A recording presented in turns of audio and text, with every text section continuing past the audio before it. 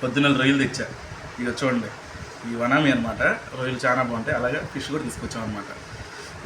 మామిడి శుభ్రంగా చక్కగా రొయ్యలు కూర శుభ్రంగా చక్క కొడుకు వేసి ఉండింది. ఒక్క ముద్ద మనం తిని చూద్దాం ఎలా ఉందో. టేస్ట్ చెప్తాను మీకు ఇప్పుడే. చక్కటి ఈ రొయ్యలు చూసారా, తిన్నాం.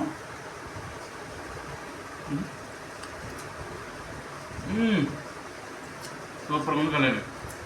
రొయ్యలు కొడుగుడ్డు సూపర్గా ఉంది. మామూలు లేదు, వేడి వేడి అన్నం చక్కగా. రొయ్యలు కూర అయిపోయింది. రొయ్యలు కూర అయితే సూపర్గా ఉండింది. రొయ్యలు చాలా బాగుంది. ఇప్పుడు చూడండి ఫిష్ చూసారా ముక్క. ఈ ఎగిరైతే ఏదైతే ఉందో, పులుసు అయితే ఏదైతే ఉందో మన పళ్ళులో వేయంగానే పాక్కుంటూ వెళ్ళిపోకూడదు. చక్కగా గుజ్జు గుజ్జుగా ఇలా ఉండాలి. ఇలా గుజ్జు గుజ్జుగా ఉంటే అన్నం ఎంత రుచిగా ఉంటుంది తెలుసా. ఒక్కసారి కలిపి తిన్నాక మీకు చెప్తాను, చూడండి. Wait and see. గుజ్జు అంత ఇదిగా ఉందో చూసారా.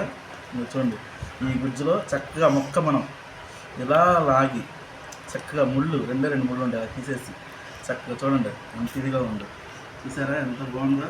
దీన్ని ఇలా పెట్టుకొని